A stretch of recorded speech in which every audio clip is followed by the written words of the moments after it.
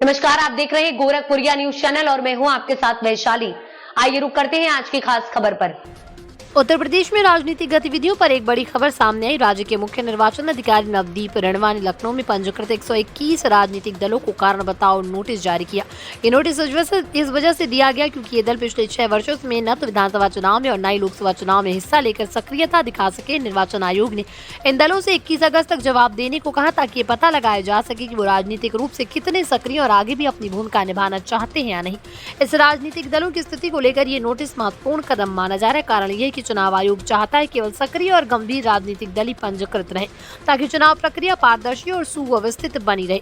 पिछले 6 सालों में चुनाव में न भाग लेने वाले दलों का पंजीकरण जारी रखना चुनावी प्रणाली में बाधा उत्पन्न कर सकता है। इसलिए आयोग ने यह निर्णय लिया कि ऐसे दलों को जवाब देना होगा कि वो अपनी निष्क्रियता क्यों बनाए रखें और क्या वो भविष्य में सक्रिय होकर चुनाव लड़ना चाहते हैं या नहीं।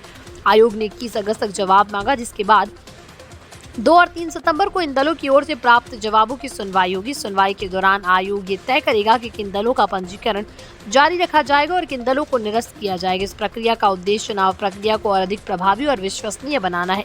साथ ही ये कदम राजनीतिक दलों को भी सक्रिय रहने के लिए प्रेरित करेगा। उत्तर प्रदेश की राजनीति में यह कदम इसलिए भी महत्वपूर्ण माना जा रहा है क्योंकि यहाँ बड़ी संख्या में छोटे छोटे राजनीतिक दल हैं जो कभी कभी चुनावी प्रक्रिया को जटिल बना देते हैं। ऐसे में आयोग का ये कदम चुनावी प्रक्रिया की सरलता और निष्पक्षता को बनाए रखने के लिए जरूरी है। इससे दलों में भी प्रतिस्पर्धा बढ़ेगी और जनता के सामने केवल वही दल आएंगे जो वाकई में जनता की सेवा और प्रतिनिधित्व के लिए प्रतिबद्ध है।